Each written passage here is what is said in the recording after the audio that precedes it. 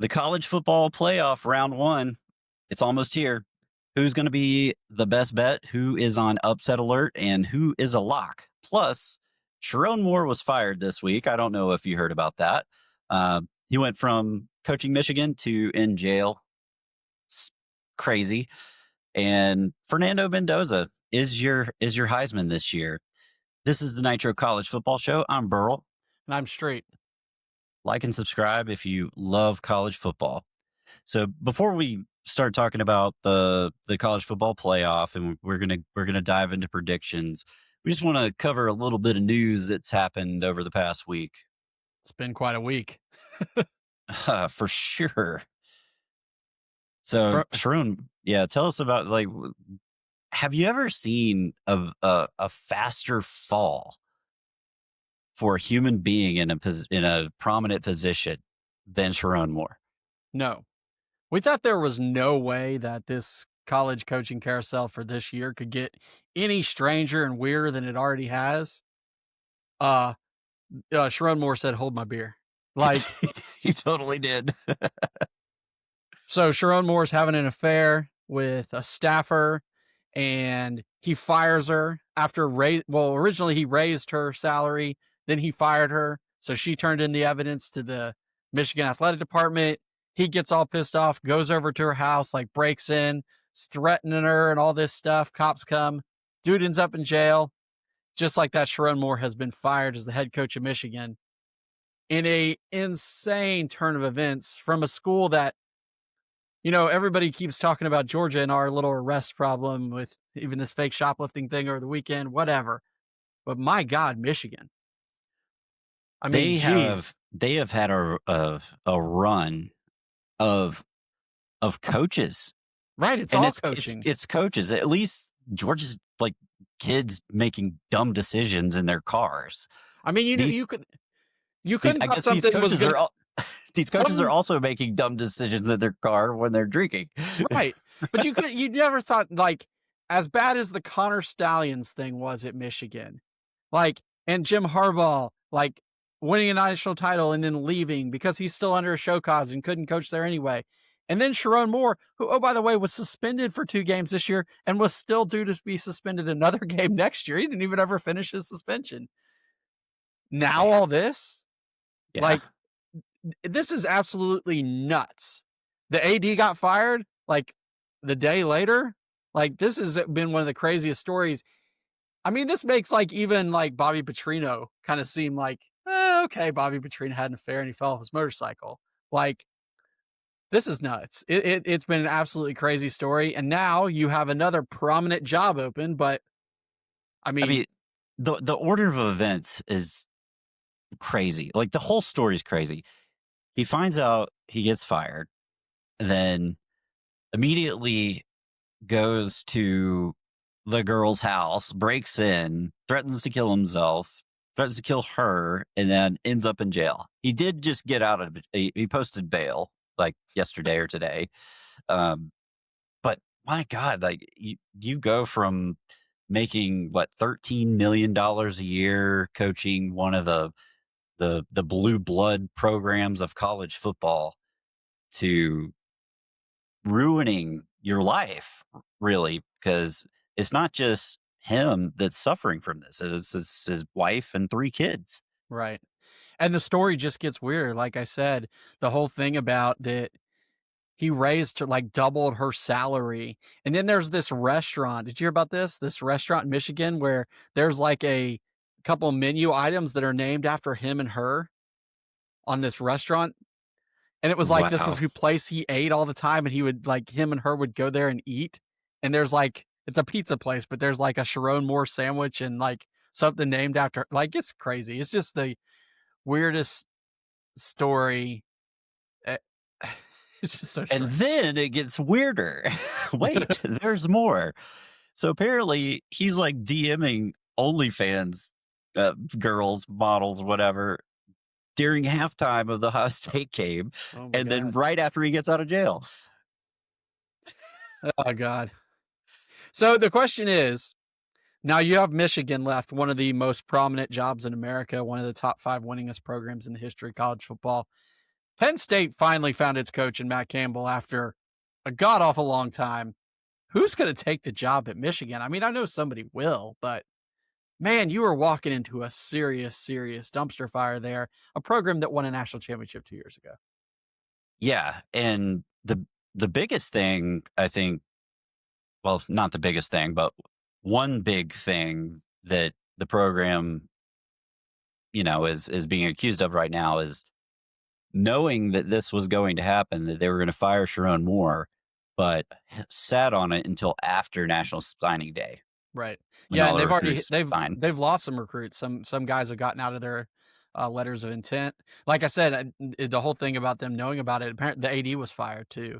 So it's just a bad situation up there for a program that's been mired in controversy, even though they won a national championship. I hope it was worth it because I got a feeling that it's going to be a tough couple years up there after this. Yeah, who you think's gonna take over? I have no clue. Honestly, at this point, I have no clue who they're going to hire. I think Kenny Dillingham's gonna end up there. You think so? God, but Yeah, man, he loves Arizona State. Like he talked about growing up, seeing the stadium from his parents' house. Like I'd have to pay me a lot of money to walk away from that. But hey, to each his own, right? Ambition and money can make you do some things. So good luck, Michigan. Roll Tide Willie 69 in the comments. Dave Portnoy will get the nod and drive them farther into the ground while bragging about how they are the greatest 2-10 team. I mean, Underwood is still there, right? He hasn't transferred yet. He hasn't hopped in this crazy QB transfer portal group that we've got going on that Lagway joined today that's already got Sam Levitt in it. I mean, Yeah, Underwood's still under contract. That's the only thing. that ain't stopping anybody. Hell, USC is having to announce every player is re-signing. What the heck is up with that? Seriously. This is college football, and USC is literally announcing that every player has re-signed for another season. They're not employees. They're not under player contracts, and it's USC.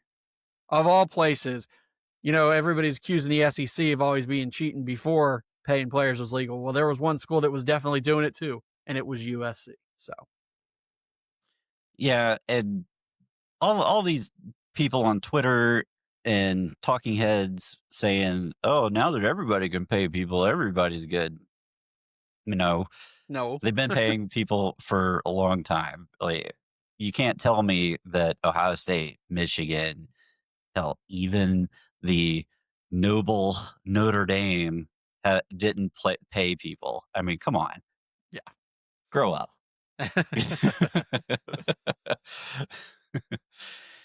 So that's a wild story. And speaking of someone else, an underdog going from an underdog story to being a huge heel, monster heel in college football.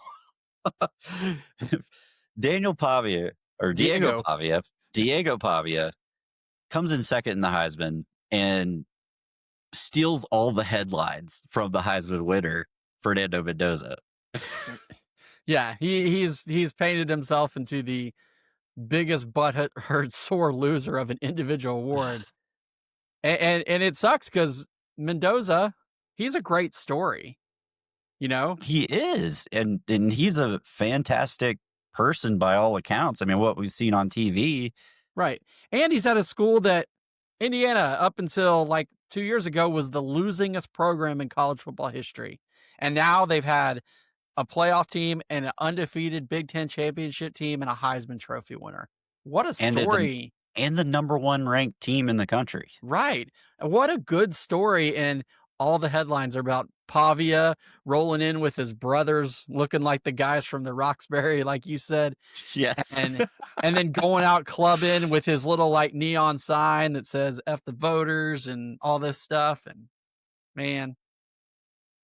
My favorite post of the weekend was a picture of him like prior to the Heisman Trophy ceremony when, they're doing their little pictures and stuff. And someone said, if Axe body spray was a person. not wrong. That was funny. It was Yeah. funny. I mean, the whole situation's funny, Yeah. but yeah, I'm happy for Fernando Mendoza. Who almost was a Georgia Bulldog. That came out this Yeah, week. I knew that Georgia had recruited him, but dang, look at what happened. Like, he ended up not signing to Georgia, went to Indiana, starter, won the Heisman, but that meant that Georgia ended up keeping its faith in Gunnar Stockton, who Gunnar finished 7th in the Heisman voting.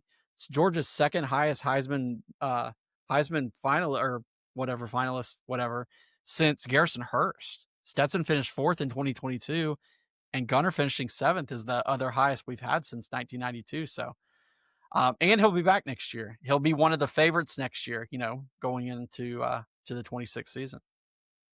as he should, as he should. The good stories are all around there. I was disappointed Jeremiah Love didn't get the Heisman, but I was disappointed that our boy Rodriguez from Texas Tech wasn't there in New York. He finished 5th, and it came out he was the highest rated player in the country at any position, according to PFF. And he had, that's pretty good. on a Texas Tech team that had never won a conference championship and finished number 4 in the country and won its conference and is in the playoffs. Man, couldn't you have just brought a 5th guy? Like, I don't get the idea of only bringing 4. Jacob Rodriguez should have been there in New York, but hey, it's all right. I mean, he had a hell of a year, and he's probably going to get paid and go play in the NFL next year. So I don't Oh feel yeah, too bad for him. I wouldn't feel that bad. I mean, He's going to get drafted a hell of a lot higher than Pavia is. I'll tell you that. yes, That's all the yes, memes today is where is Pavia's next position, and it's like gas station attendant, fast food worker, stockbroker. yeah. In his case, I hope that all NFL teams have learned from the Falcons' dumbass mistake of not drafting the Butkus Award winner when you have the chance. Yeah, to draft a 5'9" quarterback, They drafted Troy Anderson. Yes. Yeah. Troy Anderson, Kobe Dean. So, And that's why the Falcons are the Falcons. yes. So I did mention next year, the Heisman race is going to be real interesting because obviously you had Julian Sayin, who was here as a finalist. He'll be back next year. Gunnar finished 7th. He'll be back next year. But they're not going to be the favorite going into the season because the world is going to salivate over the Arch Manning Heisman campaign next year. You thought it was bad this year? Be huge. You thought it was bad this year when he hadn't even started. Oh, just wait, because he actually played well down the stretch. And they don't have to play Georgia. They don't have to play Georgia or Alabama next year. Once again, they've got like the easiest schedule. And we'll talk about schedules in a minute, but yeah, it's ridiculous. So yeah. What a weekend. So something else happened over the weekend. Army played Navy, and it was a pretty awesome game. It was a pretty awesome Army Navy game, right? Lower scoring. But it started out with one of the funniest things. The whole thing was, did you see President Trump flip the coin? You mean not flip the coin, but throw it up in the air? Yes. That might have been the worst coin flip I think I've ever seen in my entire life. Like, it was like, dear God. It looked like everybody around him was like, did for real? Yeah. So it started with that, but like you said, it was a good back and forth game till the fourth quarter there. And what ended up being the go-ahead touchdown was just a crazy sequence. Army or Navy had the ball, it was second down. I think they were at the 1, and they tried to run kind of like the tush push play almost. And Navy's quarterback fumbled it like up in the air, but it went right back to him. And then he caught it, but then he fumbled it again, and the ball was just lying there on the ground. The Army defensive end or linebacker tried to pick it up, kicked it back, and luckily Navy recovered it. Their running back recovered it, And then 2 plays later on 4th down, they threw a touchdown pass that ended up being the game-winning score. It was a crazy fumble though, because like the initial fumble went right back to the quarterback. But then after that, it was just lying there. It was just crazy luck. Yeah, I couldn't believe it. I couldn't believe it because I mean, I actually kind of stepped away from the game for just a little bit, and then when I came back, I was like, "Holy cow, Navy! What happened?" I had to go back and watch it, and was just mind blown. It Yeah. was awesome. So the Navy wins for the second year in a row over Army. After Army had like a 4 or 5 game win streak in the series. So they get to they got to get the high fives from Trump after the game, I guess. Yep, and then all the celebrating afterwards. It is cool how both teams go to each other's bands and have their little ceremony thing. That's It's why it's really just, cool. that's why it's one of the coolest games out there. I mean, Hmm. and I'm glad they keep it on that weekend. Though there was a bowl game on Saturday night, which kind of bugged me. It was Washington Boise State. Like a bowl game that weekend, that was kind of sacred weekend. It's Army Navy, it's Heisman. I don't know if I There felt too there happy there about that. is there is nothing sacred in college football anymore. I guess not. Nope, nope. But SEC schedules are out for next year, and 9 games. It's gonna be brutal. Man, the SEC got duped into doing the 9 game schedule. They got pressured by the Big Ten. They fell for it. And my gosh, if you look at the schedules this year, number one, because of the calendar, we go back to a single bye week, which is bad enough as it is.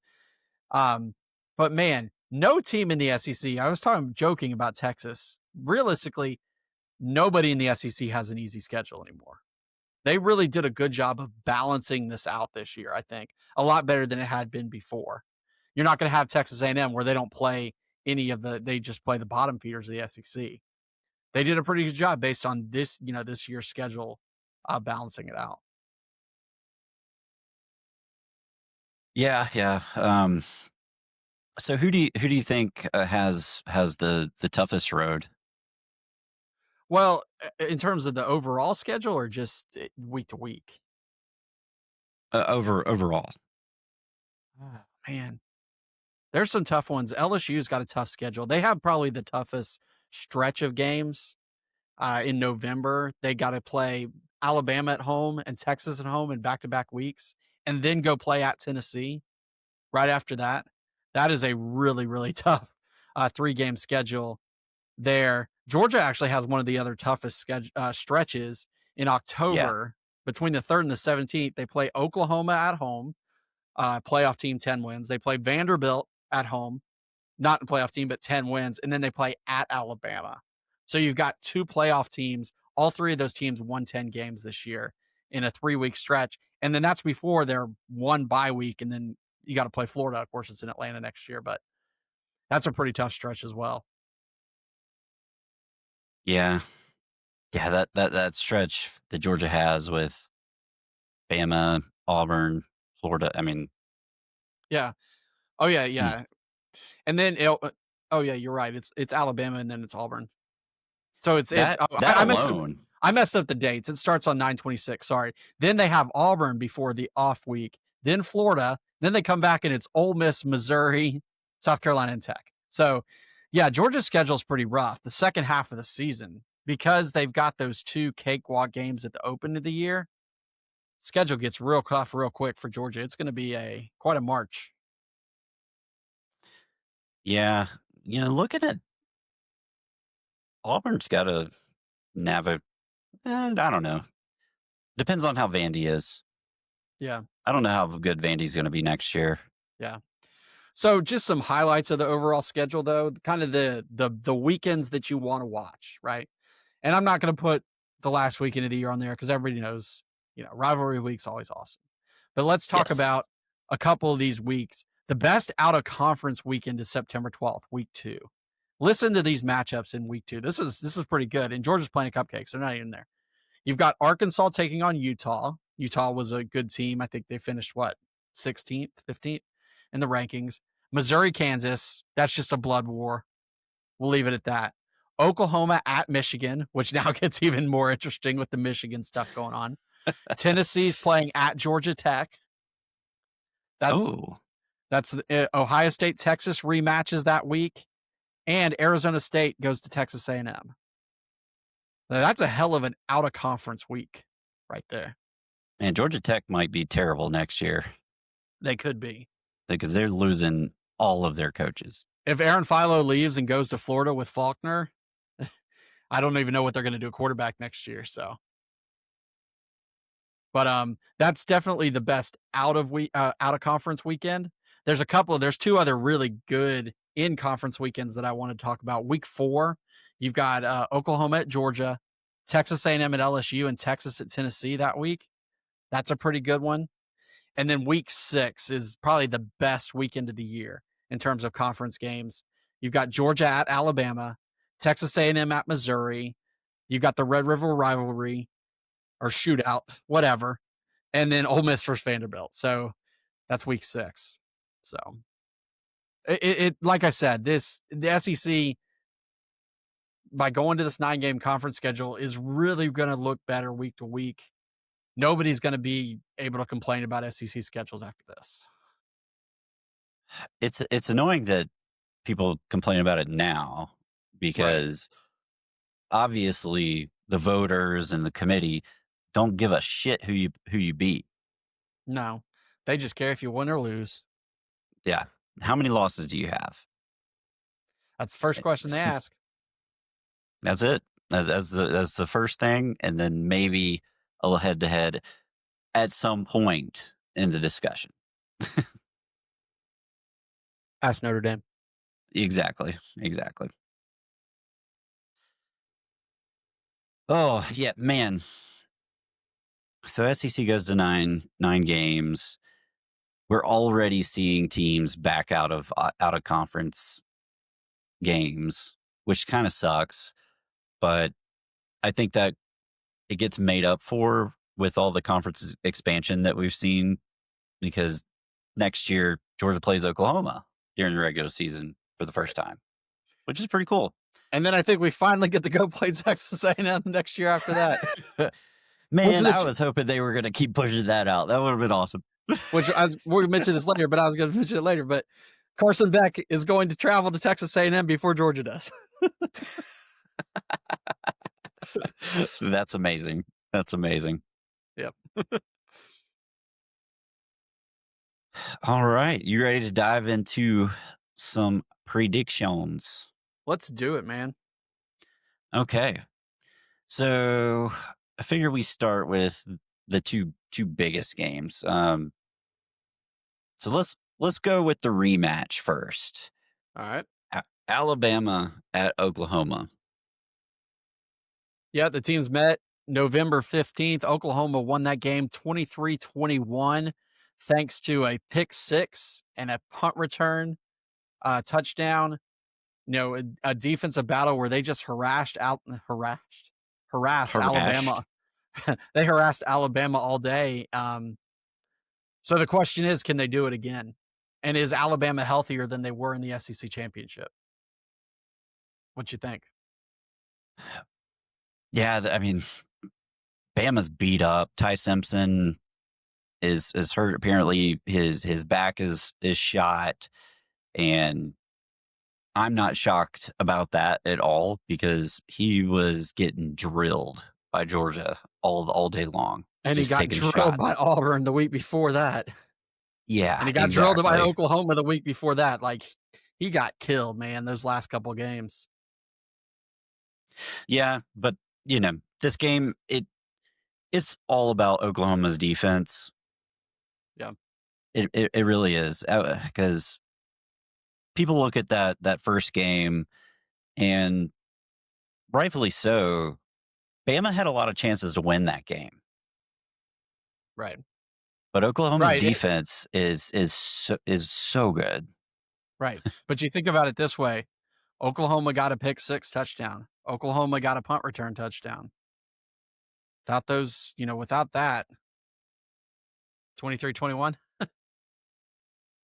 They Well, I don't. mean, just look at Georgia, Alabama. Yeah, All of Georgia's scores pretty much came off of turnovers and big time special teams plays. yeah. I mean, like I said, I think you're right. I think Oklahoma is going to take the same approach that they did a couple weeks ago, which is honestly is what they did it, Auburn did it, and then Georgia did it. All three of them, they played man coverage and they blitzed the hell out of Ty Simpson. They brought pressure, pressure, pressure, and they're gonna make Yeah. Alabama. If Alabama's gonna win, they're gonna have to find a running game, which they haven't been able to do most of the year. Yeah. And if they haven't found it by now, it ain't happening. Yeah. And I don't know about the condition of Jam Miller. It's said like he's progressing, but it didn't say that he's definitely in or out. So if they don't have him, if they've got the backs they had in the SEC championship game, doesn't look too bright there. It would help if their center's healthier. That may help a little bit, but I wouldn't count on it. Yeah. I expect this to be a tight game. Because we still haven't seen John Mateer really be efficient. Like he's made some great plays. He's racked up some yards, but you look at his completion percentage, it's terrible. Um, yeah, the Oklahoma offense is I wouldn't even say is like really good enough for Yeah. them to be where they're at. It's just their defense has been so good Yeah. that they have carried them. Yeah. I mean, I guess the question for Mateer is he got a couple weeks off. Is that hand finally healed? You know, he was never the same after that, after he had surgery on that hand. Maybe a couple weeks off, getting healthy, maybe. Could very well could. I mean, if we see the Mateer pre-injury, look out. Oklahoma's going to be super dangerous in the Well, playoff. just take a similar approach on offense that Georgia did, that to lack of a better, that Auburn kind of did too. Auburn, they didn't really throw the ball a ton. It was all in the quarterback. Now he threw it some, but it was all in the quarterback's legs. Georgia obviously didn't throw the ball down the field at all. One pass over 15 yards down the field. Stockton kept it close, screens, shorts, things like that. If you can do that with Mateer as well and mix in his legs, which has been useful, you've got a recipe for success if you're going to play good defense against Bama and keep them off the scoreboard, because that's what Georgia did. I think Oklahoma would try to do the same thing. Oh, they definitely will. And Oklahoma's going to stop the run. They're fantastic against the run. Um, and they're going to get after Ty Simpson. I mean, they're going to follow the formula. I mean, hell, they created it. Yeah. So what you thinking on a score and a winner here? Hmm. I think I think it's going to be a defensive battle. It's going to be a game of field position, and I think whoever ends up having the best field position throughout the game is going to ultimately pull it out. Um, but I still think Alabama is the better team, so I'm going to go Alabama 24, Oklahoma 21. Okay. So I think Alabama is a little bit better on offense against Oklahoma this week than they were against Georgia last week. So I'm going to give them 14, but I think Oklahoma wins. I think they are going to keep the ball on the ground. They're going to kick a bunch of field goals. So give me Oklahoma 19, Alabama 14. Ooh, ugly game. Yes, sir. I love it. That's going to be a hard hitting game, and Oh, I'm indeed. here for it. Oh, it sounds like Overton's still going to be out for Bama, which helps on the defensive line, or well, hurts them on the defensive line, helps for the Oklahoma rush offense with him out, because they definitely missed him last week. Yep. Okay, so this next one, Miami travels to Texas A&M. Like you said, Beck's going to play at Texas A&M before Georgia does. um, but this is really an interesting game. It's at Texas A&M. Kyle Field's going to be rocking. I mean, Miami's going to come in. It's probably, I think it's the furthest that they've played out of their home stadium all year. Hmm. Well, yeah, because they played a bunch of games in state this year. Like, they played Yeah. everybody in state. They played Florida, they played South Florida, they played Florida State. They played all the schools in Florida this year, so Yep, yep. But both of these schools, I mean, they bring a lot of swagger. Miami, they're primarily a rushing offense, but they have Carson Beck who can make NFL caliber throws. He can also make a lot of interceptions. And on the flip side, you've got Marcel Reed, who has all the talent in the world, but also can throw some interceptions. So when I first saw this matchup, that the first thing that popped in my head was like, okay, is this going to be a interception fest? It very well could be. yeah. Yeah, you've got some quarterbacks that have made mistakes, and you have 2 really good defenses on 3rd down in particular. Texas A&M is the number 1 defense in the country on 3rd down. Miami is number 10 in the country on 3rd down. So 2 really, really good teams on 3rd down. The only problem that these teams do have is they're both heavily penalized. They both make a lot of stupid penalties. Texas A&M's 122nd in the country, Miami 118th.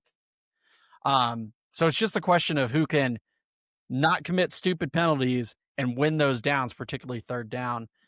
Miami's Miami no, sorry.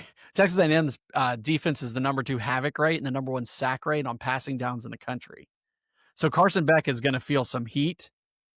And we know what happened last year when Georgia was struggling running the football and struggling with blocking. Carson Beck panicked, and that's when he started throwing interceptions. So, uh, Cassius Howe, SEC Defensive Player of the Year, 11 and a half sacks. He's going to be coming in, and they're going to try to, get to Carson Beck early and often.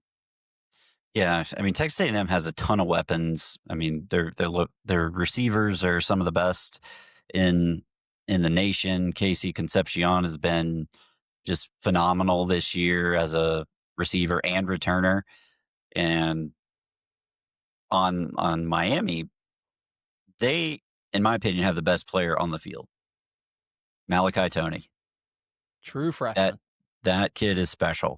I mean, you talk about someone who's going to be in the Heisman running. Look out for him next Yeah. year. I mean, honestly, I think he's probably one of the biggest reasons why Miami was able to pull it out against Notre Dame earlier in the year. He makes circus catches, and they're probably going to need a lot of that to stay in this game. Yeah. I think the end of the day, this game's going to come down to Carson Beck. The guy, as much as Carson Beck had a rough middle portion of the year this year, last 4 games he's been absolutely lights out. These are his stats in the last 4 games. He's been at 75% completion percentage or higher in every game, over 80 twice. 11 touchdowns, 1 interception, and around 1,100 yards. All wins, all good wins by Miami after they had suffered their second loss of the season. So he's kind of stabled himself, got back to looking like he was at the beginning of the year when people were like, oh, Carson Beck's going to win the Heisman. He's kind of looked that way the last few games.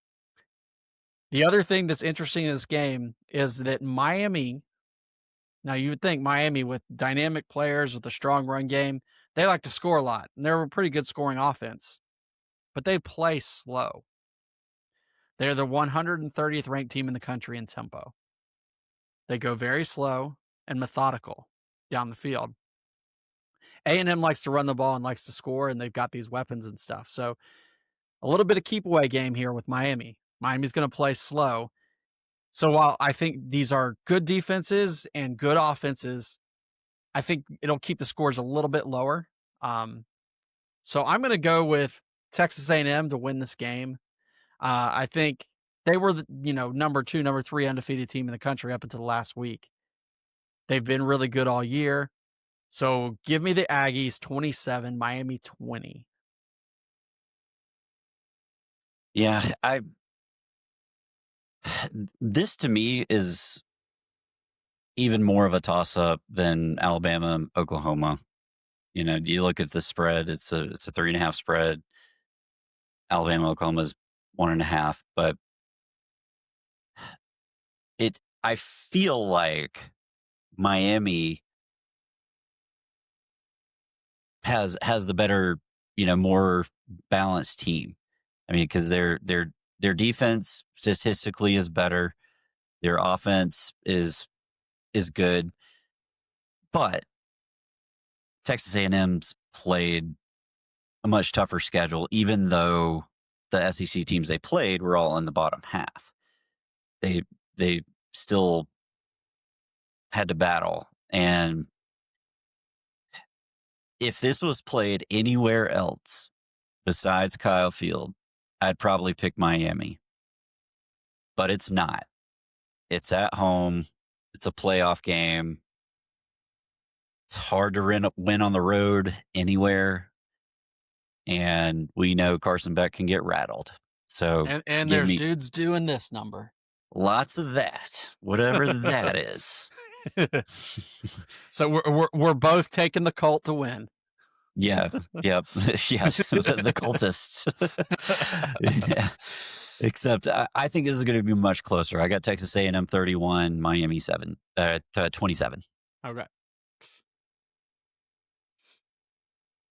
All right. And Now we got the two games that are not going to be quite as hard to pick. not at all. I mean, Let's call James these Madison. games that involve coaches that have already taken other jobs. Well, this game, what makes this game interesting is JMU's Twitter account has been phenomenal this past week.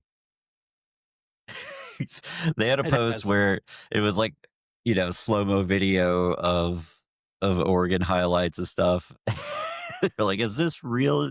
Oregon's the slowest team I've ever seen.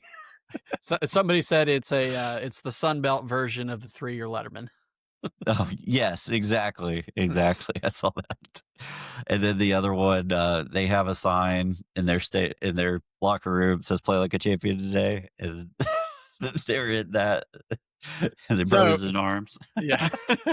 So James Madison coach Bob Chesney has taken the UCLA job, and James Madison only got into this game because of Duke.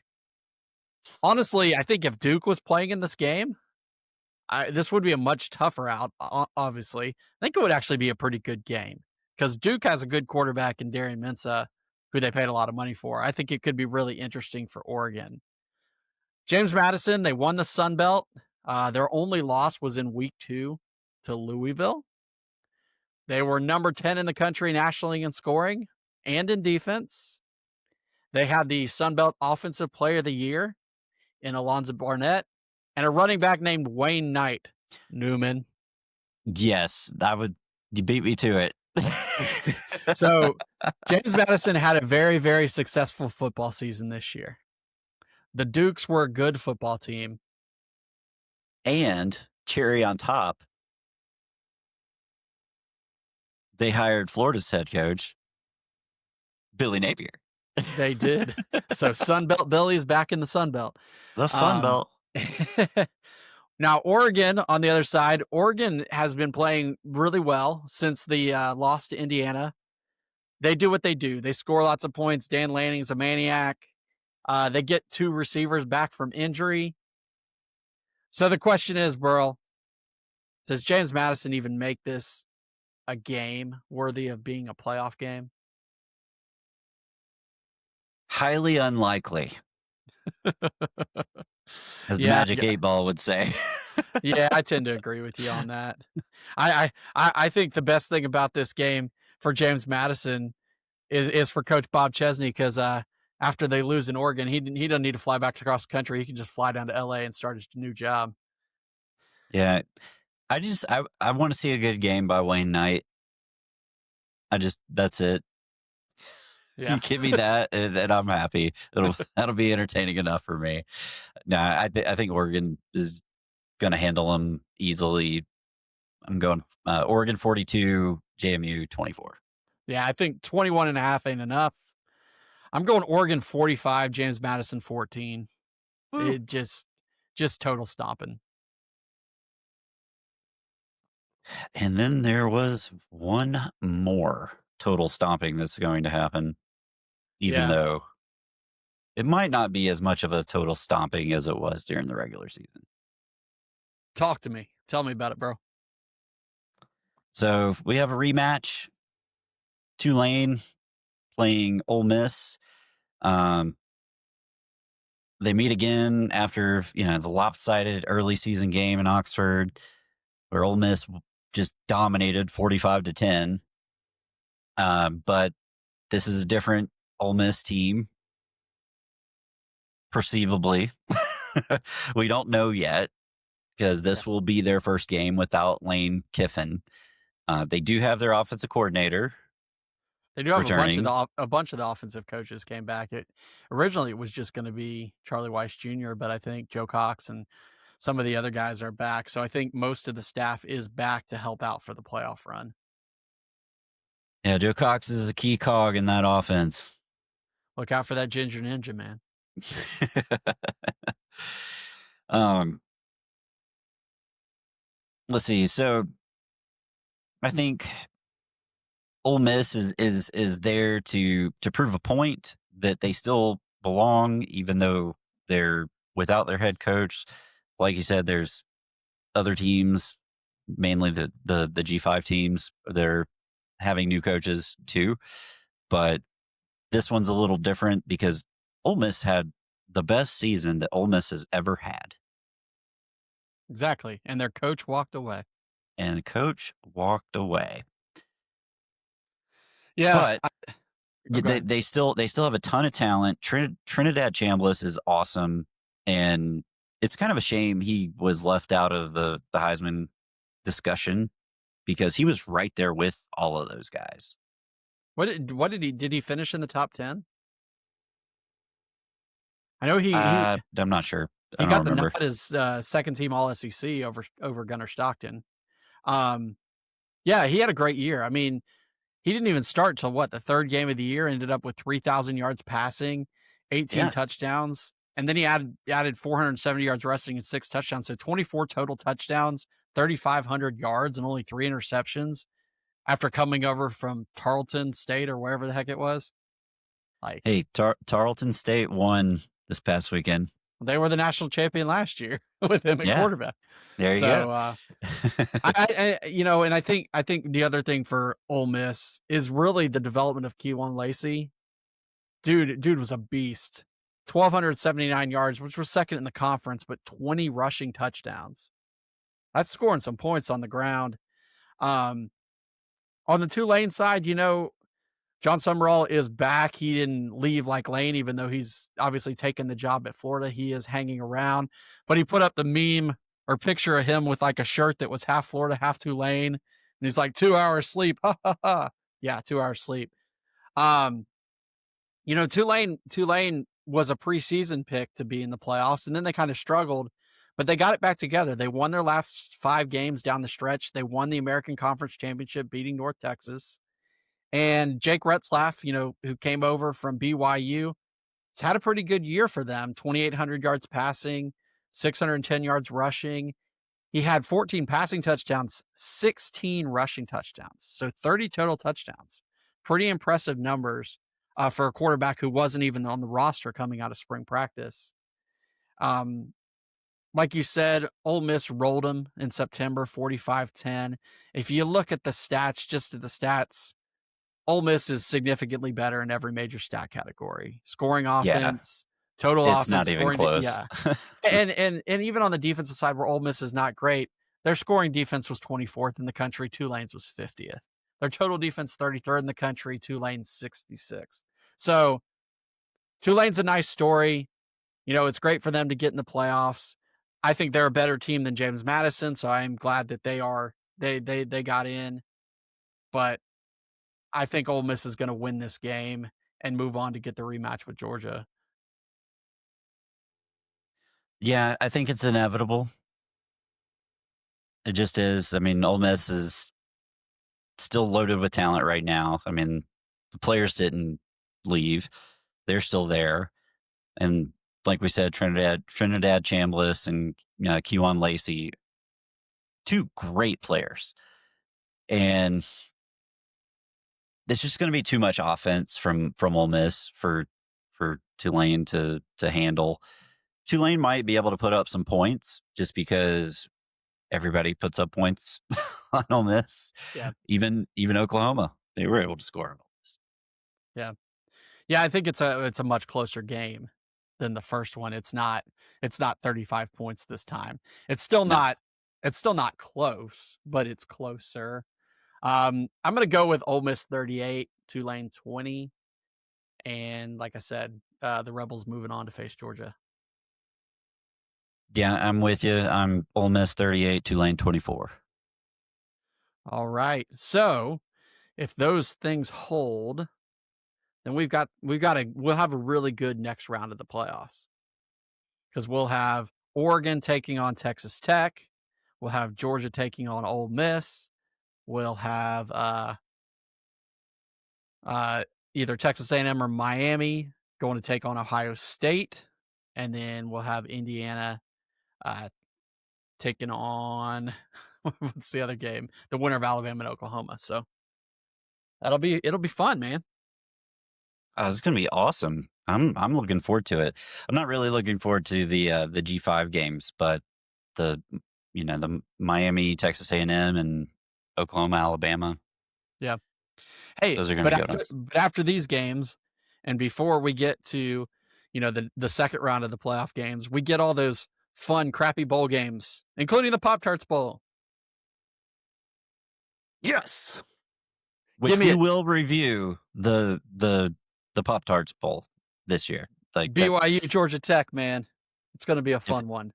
Bear Buckner versus Haynes King. You got to love that, man. If there's any meaningless bowl game that we had to pick to cover, it's going to be the Pop-Tarts Bowl. You're dang right. I want Pop-Tart resurrections all over the place. Rising from the dead. Zombie Pop-Tarts. I mean, yeah, let's get crazy with it. Well, all right, man. Well, the college football playoff is upon us, starting on Friday. If you're still watching at this point, please, please, please subscribe to the channel and like the show, leave a comment, tell your friends. We'll be doing this preview stuff and review stuff all throughout the rest of the playoffs, and then we'll move into the off season. We'll have some more content for you then. Burl, you got any final thoughts on the week? Just looking forward to the games this weekend, and still kind of shocked about the Heisman situations. Yeah. And it'll be interesting to see who takes that Michigan job. It's not going to be me. Nope. But I am looking forward to January 1st when we finally get to see the Dogs play again. Probably against Ole Miss. Yep. So hopefully it'll be a fun playoffs. I am a little worried because a lot of the pundits are picking Georgia to win it all. I don't like that. Hey, you're playing good football at the end of the year and you get through the SEC and you go 12-1 and you stomp Alabama. People remember that a couple years ago you won back-to-back national titles. I still don't like it. Well, until next time, I'm Streit. I'm Burl. Go Dogs. Go Dogs.